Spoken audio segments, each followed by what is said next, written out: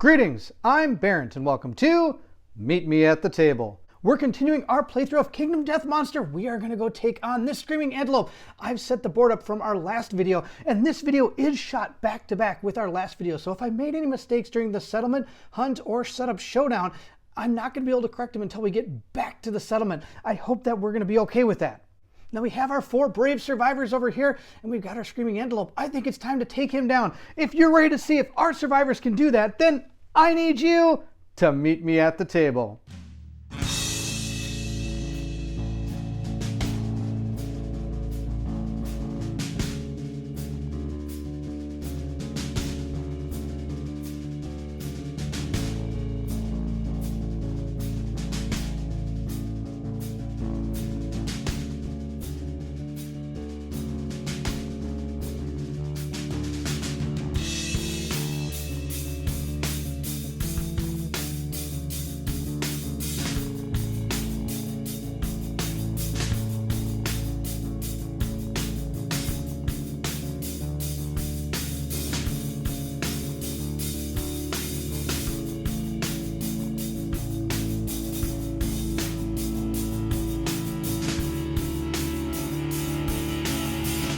Now let's see how the battle starts. Our monster is going to go first, and he is going to great kick. Oh, I remember this one from last time. Random survivors in blind spot. Furthest threat in field of view in range. If there's no target, we're going to graze. Now there is no target, so he is going to graze, which if we look at the back of this card, it should say right down here, the monster full moves to the closest acanthus plant and ends its turn. If the monster is on or adjacent to an acanthus plant, archive the terrain and heal 1 wound. If there's no acanthus plant on the showdown board, instead full move forward in a straight line. There is many an acanthus plant on this map, so we're going to go take care of that. So the closest acanthus plants are these 3. So I can choose which one he's going to go after. And I think he's going to move 1, 2, 3, and he's going to eat this acanthus plant up. Nom, nom, nom, nom, nom. It is gone from the board. He does not heal because he's not hurt. And that's going to be the end of our screaming antelope's turn. Now our survivors are basically just going to move up. That's about it. 1, 2, 3, 4. He's going to move up to here. These guys are all going to move up to here. Now they're behind this column, so they can't actually see the antelope, and the antelope can't see them. She's going to move 1, 2, 3, 4. She's going to be right there. That's going to be just fine. And she's going to use her cat eye circlet. I don't think there's anything else that any of our survivors have that I could use at this point. So with our cat eye circlet, we are able to reveal the next 3 monster hit locations and put them back in any order. So we're going to take a look at what the top 3 cards are for our screaming antelope. The first one is Restless Back. Well, if you hit it with a club or a shield, that's fantastic. I don't have those. The next one is Furry Throat. It's the same thing. And the third one is You Strike the Magnificent Bushy Tail. So all 3 of these do not have a reaction, so that's fantastic. We're going to put them back. It doesn't even matter what order I put them on, except maybe some of these persistent injuries or critical hits will actually help here. Oh, we'll go like that, just to be fun. We'll put them in that order. And that's going to be the end of our survivor's turn. I know it wasn't really productive, but I've got a plan for next turn. Now my plan hinges on this card doing what I hope it does. Let's see what it says. Slam. Closest knockdown survivor. There aren't any. Furthest threat in field of view in range. There are none because they can't see anything because it's behind that. We're behind the column. So no target. Graze again. That's going to be perfect. Now if it did hit us, it's speed 1, 2 accuracy, and 1 damage. I'm not too worried about that. I hope that one stays in the pile. So we're again going to go eat an acanthus plant. So our survivors are being super sneaky, and they're hiding. He can't see them. He's going to move over here, and I can either eat this one or this one. He's going to go over here and eat this acanthus plant. Nom, nom, nom, nom, nom. The acanthus plant is gone. Again, he does not heal. He hasn't been wounded, and it's our turn. It's time to take on this antelope. So if we look at our pillar here, it says, as an action, if adjacent to the toppled pillar on one of its long sides, you may hop over it. Place your survivor in the corresponding space on the opposite side. I'm going to have Gold Moon surge to go ahead and jump over this obstacle. And now she's going to be able to perform her move and her actual action this turn. And she's going to use her white lion cloak, or coat, sorry. And the coat says, pounce. Spend my movement and activation to move 3 spaces in a straight line. Then, if you moved 3 spaces, activate a melee weapon with +1 strength. And that's exactly what we're going to do. 1, 2, 3. We're going to hit that screaming antelope in the back with our Bone Dagger, which right here says on a perfect hit, gain +1 survival. A perfect hit is a 10, but of course she's got that special fighting art called Timeless Eye, and a perfect hit is actually going to be on a 9 or 10. So let's go ahead and see what she can do to this Screaming Antelope. So Gold Moon is going to use her Bone Dagger, which has 3 speed. So she's going to roll 3 dice and see how she does. She needs a 7 or better. She hit once. Now she actually gets +1 for being in the blind spot, and she has +1 accuracy, so she actually only needed a 5. So instead of a 7, she needs a 5. So she hit twice. This one doesn't count. We're going to put that here, and we're going to look at our 2 hit locations. Now we know what hit locations these are. It's the furry tail and also the, furry throat. Well, they're both furry. How about that? We're going to go ahead and go against the furry throat first. Now I get +1 strength for having done the whole pounce maneuver, and our dagger is also going to give us +1 strength. So we have +2 strength to this attack. So we only need to get above our Screaming Antelope's toughness, and its toughness is 8. So we need to roll a 6 or better in order to wound that location. We got a 9. We did wound this location, and since it was a 9, that is going to trigger her Mighty Strikes. Oh, it's not. I lied. Or not Mighty Strikes. It's a perfect hit. It's not going to trigger that because it's a wound roll, not a to-hit roll. So she's not going to gain back her survival from that. But we did wound the monster. That's 1 wound. Now let's see if we can do it again. We have to see if we can hit the furry tail. Come on, let's do well. We got a critical hit. Gain 1 Screaming Antelope resource. The Screaming Antelope is off balance. The monster gains +1 -1 accuracy token, and we're able to get a resource from the Screaming Antelope. And it is another large flat tooth. We're going to give this to Gold Moon. We're going to do 2 damage to the monster, and we're also going to give it a -1 accuracy token. So we did so good. We're going to put our basic action back. We're also going to put our 2 hit locations right here. Now we did 2 wounds to that Screaming Antelope, and he's going to gain a -1 accuracy token. And we're going to put it right over here in the token spot. And also, I have removed a survival from Gold Moon. She's down to 5. That was a great start. All right, it's time to see what our newest member can do. He's going to use a surge to run over the top, and then he's going to move 1, 2, 3 to right here in the blind spot, and he also is going to attack. But before we do, I'm going to roll to see if I get back my survival, since he has the Rawhide Armor Complete set. So he's going to go ahead and roll the dice. Oh, he got a 1. He did not get his survival back, so he's down to 5. Now, Burim Everman has a couple things going on. One, he's using his Bone Blade, so he's going to get 2 accuracy, so he's going to have 2 speed, sorry. He's going to do roll 2 dice. He also needs a 6+ to hit, but he's in the blind spot, so he only needs a 5. He gets +2 strength, but he also gains +2 strength because of this Monster Tooth necklace.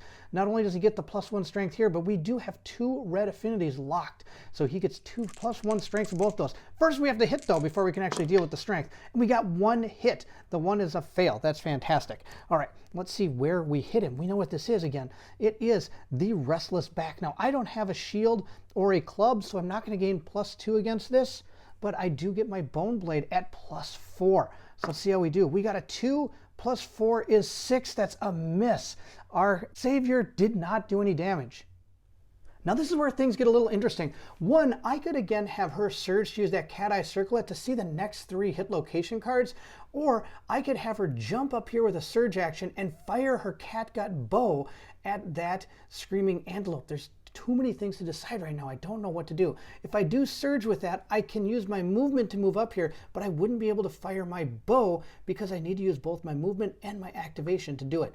Oh, that's a tough call. I think we've got a lot of cards in the hit location deck. We're going to have Caramon surge over the top of this, and he's going to move in to right there and attack. So that brings Caramon's survival down to a 4. Now Caramon, of course, is using his trusty Butcher's Cleaver, which has a 2 speed, so he can get 2 dice. He needs a 5+ to hit this. He's not in the blind spot, so he doesn't get any bonuses. And he got 2 hits. Oh, that can be good or bad. Our first hit is the Restless Muzzle. The other one is the Giant Mouth. Now the Giant Mouth has a reflex. It says, if attacking with a melee weapon and the wound for this location is a 1 or 2, the monster consumes your weapon, archiving the gear and cancel the attack. If attacking with fist and tooth after the dismembered severe injury. Okay, we don't want any of that. We're going to go here first. We're going to attack the Restless Muzzle. Now I get +5 strength, plus Caramon has an extra strength, so he has +6 to try to wound this monster. He got a 5 plus 6 is 11. He was able to wound the monster. Now he's going to have to go against the reflex one. Hopefully he doesn't roll a 1 or 2 or this could get really bad. He got a 7. All right, fantastic. So he was able to wound this monster twice. We didn't get any criticals. That's just fine. I have no problem with that. All right, let's go take care of that. So we're going to go ahead and put our 2 hit locations back, and then we're going to take 2 cards off the top of our AI deck. We're doing really good for this first turn. Now that's going to be the end of Caramon's turn. Now Kitty Yara is going to go ahead and use her activation to move onto any space occupied by the giant stone face. Ranged weapons gain +2 range and +2 accuracy while atop the giant stone face. So she's going to use it to put herself right there, right in the middle. I think that's going to be okay. And that's going to be the end of her turn. We're going to move into our Screaming Antelope's turn now. So let's see what our Screaming Antelope does. Bite. Oh, perfect. I love it when he bites. Closest survivor in field of view. I believe that's going to be Caramon. And he's going to move, attack. Speed 1, accuracy 2, 2 damage. So he's going to go ahead and attack after the target gains a bleeding token if I'm hit. All right, that's going to be not that big of a deal. So if you look at his field of view is everywhere but these 2 spaces behind him. So Caramon is the closest person in field of view, so he's going to get bit. Bite. It's got a speed of 1, so we're going to roll 1 die. Now it hits on a 2+, but he has -1 accuracy. Now Caramon doesn't have any evasion. Oh, he does. He has 1 evasion. So I get to basically add +2 to this roll. He got a, well, that's not going to help. All right, so he hit us, and he's going to do 2 damage to a location on Caramon. Caramon in the body is going to take 2, and I think we're going to be okay with that. I could dodge that if I want, but I like his ability to surge with that super awesome Butcher's Cleaver. And after saying that, I've totally decided to go ahead and dodge this because I think it's better to keep the armor for in case there's a point where I can't dodge, like during my attack on reflexes and stuff. I'd like to keep his armor for that point. Remember, if he dies, I lose my Butcher's Cleaver. All right, we're going to discard our bite card, and now it's time to absolutely destroy this guy. We're going to start here. She's going to use her action to look at the hit location cards and see what we can find. All right, our first one is the giant tongue. It has -2 toughness to this location. And there's, oh no, there's the trap. And the last one over here is a wound location. Your blow clips the Screaming Antelope's shoulder and it jumps back. Turn to face the attacker, then without turning, move the monster 1 space directly away from the attacker. Cancel all hits out of range. All right, I don't think that's going to be that big of a deal. What's this wound? Blood and spittle erupt from the Screaming Antelope wounded under maw. If the wound roll result was even, suffer 1 brain damage. If the wound roll result was odd, gain 1 insanity. All right, we're going to put this on the bottom. I'm going to put these 2 on top. I've got a plan. All right, we're going to do that. So I've got a plan again for that trap. Let's see if I can do it. We are going to attack with him. He gets 2 attacks with that Butcher's Cleaver. And then, in theory, this guy's going to move back a square, and I can hopefully get rid of that trap then. So Caramon again is using his Butcher's Cleaver. He needs a 5 or better to hit. He was able to hit both times. Yes, this is going to be perfect. All right, he gets to roll against both of these. It really doesn't matter which one I go after, but we are going to do these in a certain order. The first one we're going to do is we're going to go against the giant tongue. Now, it gets -2 toughness to wound this location. I don't think there's a way he can miss unless he gets a 1. Oh, he almost got a 1. So he got a 7. He was able to wound that location. Now, the next one is this one. Let's see if he's able to wound that location. He is, I believe. 3 + 6 is 9. He was able to wound that location. And it says here that I'm going to have to move the monster 1 space directly away from the attacker. And this one over here stated that if I was able to roll an odd number, I gain 1 insanity. So he's going to gain an insanity, do 2 wounds, and this thing's going to jump backwards. So we're going to discard this card, but Caramon is going to gain 1 insanity, bringing him up to 6 insanity. Next, we're going to go ahead and without turning, move the monster 1 space directly away from the attacker. It has to turn to face the attacker. So it's already facing the attacker. It's going to jump 1 space back, and that's perfect. Now we have to take 2 cards off the top of our AI deck, and we're going to have to go ahead and see if we can trigger that trap, which is right here, without hurting our survivors. So Caramon is gone. We're going to have Gold Moon go next, and she's going to move 1, 2, 3 spaces back so she can pounce later if she wants to at some point, but not this turn. She's moved. Now she's going to go ahead and attack, and she's going to use those bone darts. I love these bone darts. These bone darts are just for this occasion right here. We are going to be able to go ahead and use these bone darts. I have 1 speed, and I have to get a 7+ in order to hit, so it could be pretty tough. So we have our bone darts with a 1 speed, and I need a 7+. Now I do have +1 accuracy, so I only need a 6+. Let's hope we hit. I got a 7. Yes, that's enough. Oh, this is so good. All right, we're able to trigger our trap, and let's read it. The screaming antelope panics, its undermouth unleashing an inhuman wail. It bucks wildly and leaps into the air. The attacker is doomed, which means I can't use any survival. Any survivor adjacent to the monster suffers 2 brain damage per monster level and knockback 5, and is knocked down. The monster lands on its belly and begins to slide on its teeth. Turn the monster directly away from the attacker and full move forward in a straight line. On collision, non-death survivors gain 1 random disorder, in addition to normal collision rules. All right, there's a lot going on. Let's see what happens. So we're going to check. There is nobody adjacent. This is a diagonal. That's not adjacent. The adjacent squares are only the ones that are orthogonal to the actual monster. Now, after that is done, since nobody got knocked down or knocked back or anything, we are now going to turn him towards the attacker, or sorry, away from the attacker, I believe. Directly away from the attacker and move it in a straight line.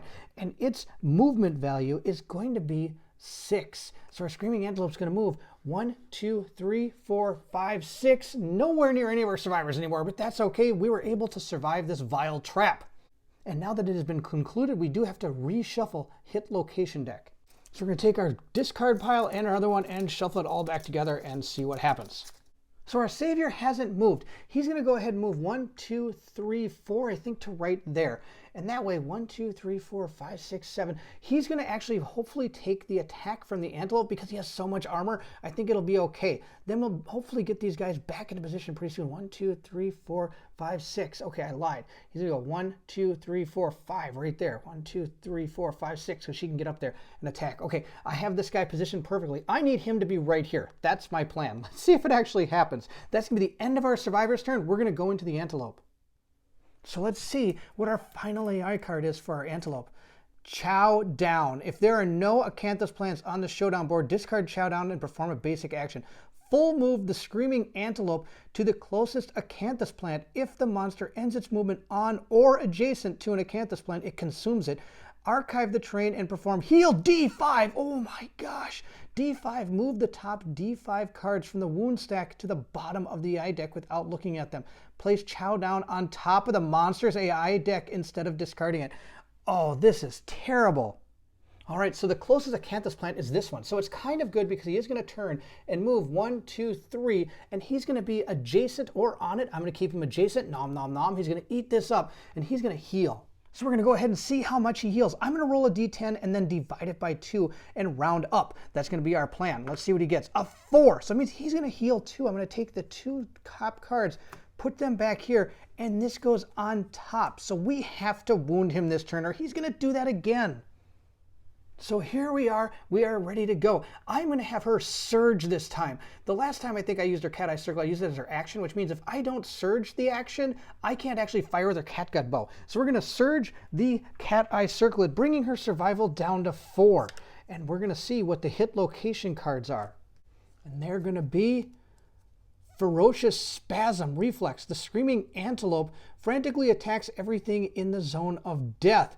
1 at a time, target each survivor in the zone of death and perform basic action. Okay, that's not the end of the world. We have this one, which is a wound attack. If you attack, disables the monster's powerful running muscles. The screaming antelope gains -1 movement token. Oh, that's good. And the monster turns to face the attacker. All right, so these aren't too bad. This is the only bad one. I think I'm going to put that one on top and just let my savior go ahead and trigger that one. Now that she's surged, I'm going to have him go ahead and take his attack action with that bone sword. So I attack with my bone blade. I called it bone sword, sorry. I get 2 speed with that, and we're going to see if we're able to hit.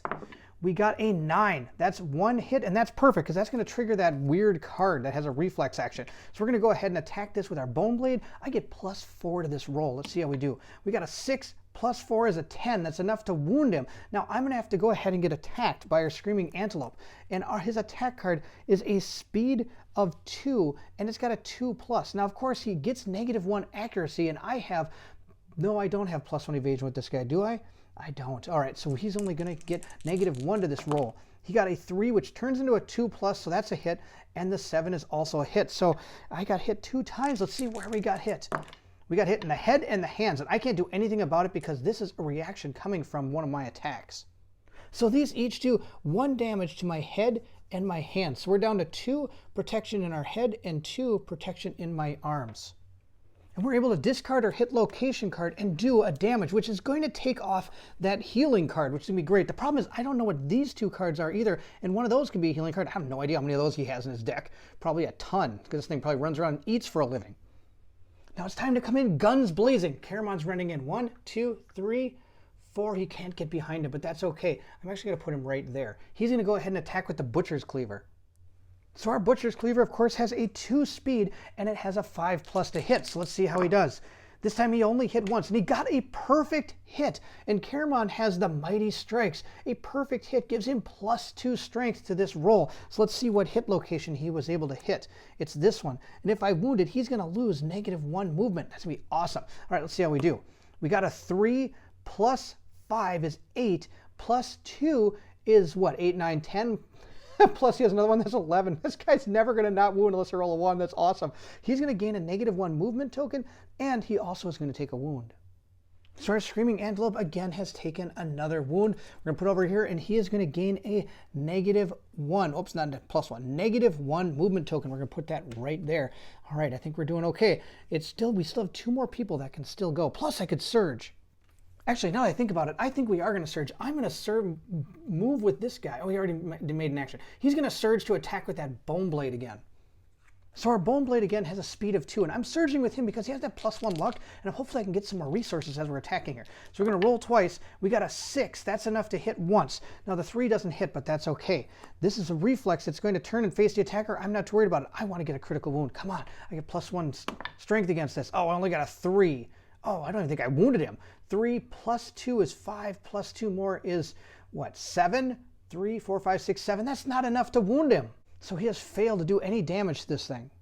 Now he is down to 4 survival. We have to figure out who we're going to go with next. I think we're going to surge with this guy. I think that's going to be our next plan. Oh, but he gets to roll to see if he's able to keep his survival because he's got that full set of gear. And he got a 9, so he does get to keep his survival, which is going to mean he's still at 5. And now Caramon's going to surge with those Butcher Cleaver. Let's see what he can do. Or do I want to use her Cat Eye Circlet again so I don't find any more traps? I think we're going to do that. We're going to use her action to do a Cat Eye Circlet. We surged the first time. We're going to use the Cat Eye Circlet this time. The reason I'm doing this is because I always want to try to know where that trap is. I'd hate for all these guys to just start getting cracked. All right, let's see what we found. Oh, the trap's not there. All right, we found the Restless Shank, which states roll a d10 for each survivor caught in the monster's blind spot. On a result of 3+, they are brutally back-kicked. Oh, well, I'm going to make sure I put that one on top.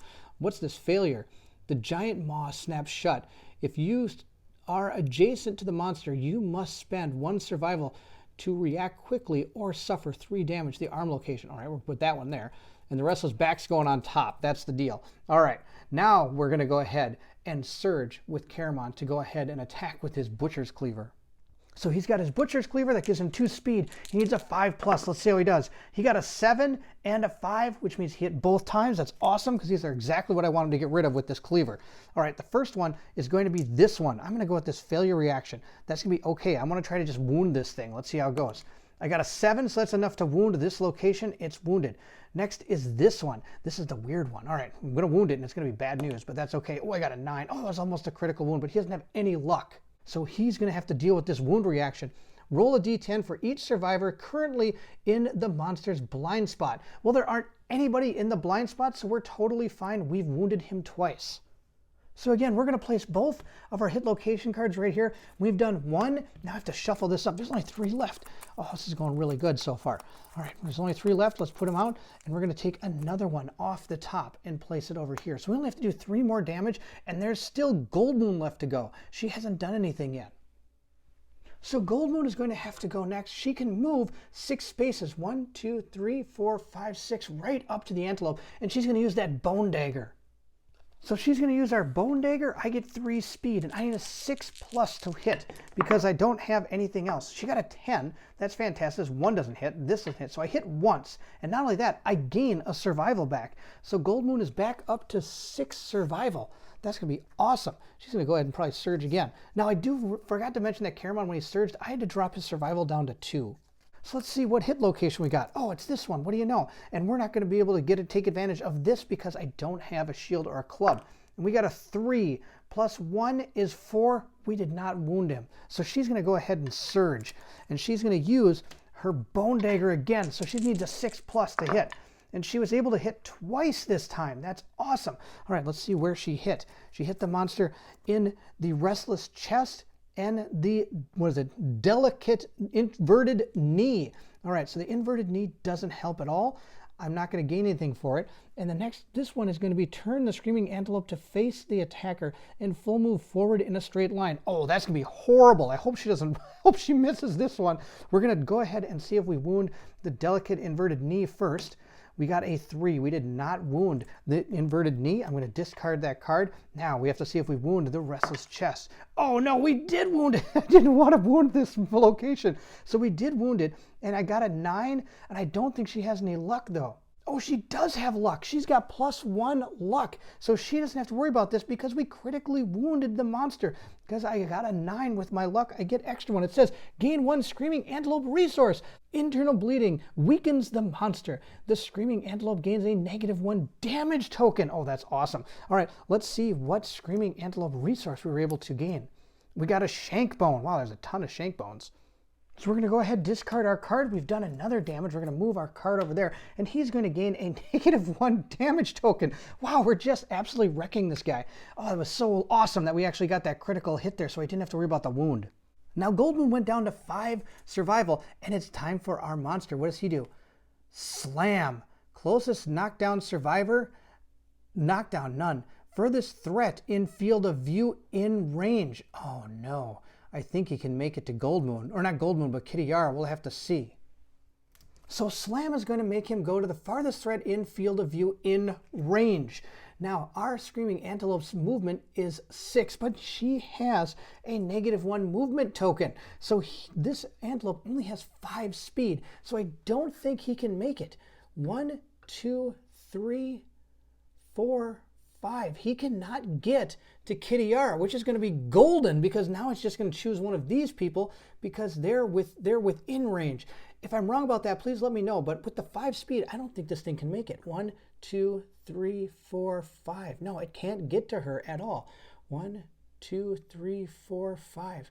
Wow, we got really lucky thanks to that -1 movement token. So it's going to choose another target. So it's going to choose the furthest threat in field of view in range. So that's going to be all these people. They're in range and they're the furthest threats right now. So it's going to attack them with a speed of 1, a 2+ accuracy, and 1 damage. Now he also has a -1 damage token. So I'm not even going to make this roll. I don't think it matters because getting critical hits and wounds with this thing isn't really going to matter. It has 0 damage. So I don't think I'm even going to go ahead and make the roll against our characters. If I'm wrong about that, please let me know in the comments below. Technically, it should make a roll, and no matter what it gets, it's not going to be able to wound any of us because it only has 0 damage. So I guess that's the end of his turn. I'm going to go ahead and discard the card, and we're going to move into our turn. Wow, that -1 damage token is brutal. All right, I think it's going to be our turn. I'm going to move Caramon. He's going to, oh no, I want to move the luck guy. He's going to go 1, 2, 3, 4, 5 in the back here of the antelope, and he's going to hit with that sword. But before we do, I want to cat eye circle at this thing. So she's just going to use her normal action to go ahead and cat eye circle at this thing. And I don't see any, oh, I see super dense. I want to put that one on the bottom because his bone blade could break. This one says first strike. You may select the Screaming Antelope Massive Eye, glistens with human-like fear. If the attacker is insane, cancel all the hits and end the attack. Otherwise, the attacker suffers 1 brain damage. He's not insane, so I can go ahead and put that on top. And then we're going to do this one second. All right, that's going to be awesome. So again, our Everman has a 2 speed with the Bone Blade. So he needs to get a 6+, but he's in the blind spot, so he only needs a 5+. Hopefully he hits once. Oh, he hit both times. Now I don't think our perfect hit is going to help. It doesn't on this attack. But we're going to know what our 2 locations are because we put them there. All right, we've got the one we have to take first. So he's going to take 1 brain damage, which means he is going to be he's going to take the damage to the brain, meaning I'm crossing out his box. He's going to be okay though.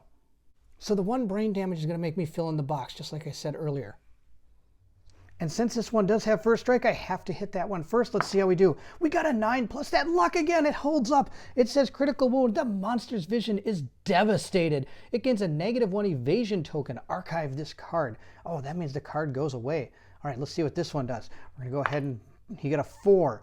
Plus 4 is 8. That is enough. Our Screaming Antelope only has a toughness of 8. So we're able to wound that location as well. So we wounded both of these locations. This card actually gets archived. We remove it from this fight. And sadly, I didn't get the critical wound on that one, but that's okay. We're going to go ahead and take care of all of that. So we're going to discard our Restless Ear, and we're going to go ahead and remove a hit location. Now, I would need to archive this card normally, but I'm not going to. I'm just going to put it here because we have actually defeated him. That's it. We took out his basic action. Our Screaming Antelope is dead. But if he wasn't, I would have had to, archive this card. I would have removed this from the fight, so that hit location would not have shown up again. So that is the end of our Screaming Antelope. Now for defeating our Screaming Antelope, we're going to gain 4 basic resources. So let's see what 4 we get. We're going to get 1, 2, we'll take that one, 3, and we'll take that one as 4. Now on top of that, we also get 4 Screaming Antelope resources. 1, 2, 3, and 4. So let's see what we're able to get. Now hopefully you get an organ in here. We got a monster bone. Oh, we got our monster organ. It says if you consume this, archive the card, roll a d10, and a result of 6 plus, you contract a parasite. Okay, we're not going to be eating that thing anytime soon. We got a hide. We got 2 organs. Oh, that's awesome. Because I needed 1 to innovate with. And if we didn't only got 1 organ, I was not going to innovate this turn. We got 2 organs. Oh, we got a pelt. That's going to be awesome. We got a bladder. What is this? Organ consumable. Smells like urine. Well, that makes sense. We got a screaming. Wow, we got tons of organs now. And another pelt. All right, that's awesome. We got some really good resources. Again, we're moving into our settlement phase with a lot of stuff. Oh, I think it's going to be so much fun. We're going to craft so many awesome things. Why don't you leave in the comments below what you think I should maybe do in the next settlement phase? And also on top of that, should I be going after another Screaming Antelope? I also had a few people saying that we might be able to take on a level 2 White Lion. What do you think in the comments below? And again, we were able to take down yet another level 1 Screaming Antelope. What a fun fight. We were able to actually brutalize this thing. We totally gave it tons of tokens. It was a mess. Now, one thing I did forget, as you saw by my initial subtitles, I forgot to give everybody survival and insanity when I showed up with my stone noses. So I'm just going to give the people with the stone noses +1 insanity. I'm not going to give them survival, mainly because we get so much when we leave, it'll be okay. Now we're going to be moving into our settlement phase, and then we're also going to be moving into, again, our hunt phase and showdown phase. Now, as I said before, who should we showdown against? This guy again, or should we go for something different? And also, we have so many new resources, and also we have those ones from before. What are some of the things we should maybe craft moving into our settlement phase? If you did enjoy the video, don't forget to subscribe, hit the like button, and also hit that bell symbol so you know when our next video comes out, where we'll be doing the settlement and hunt phase. Again, thank you so much for watching, and if you're excited to see all the neat stuff we're going to craft in the next settlement phase, then I need you to meet me at the table.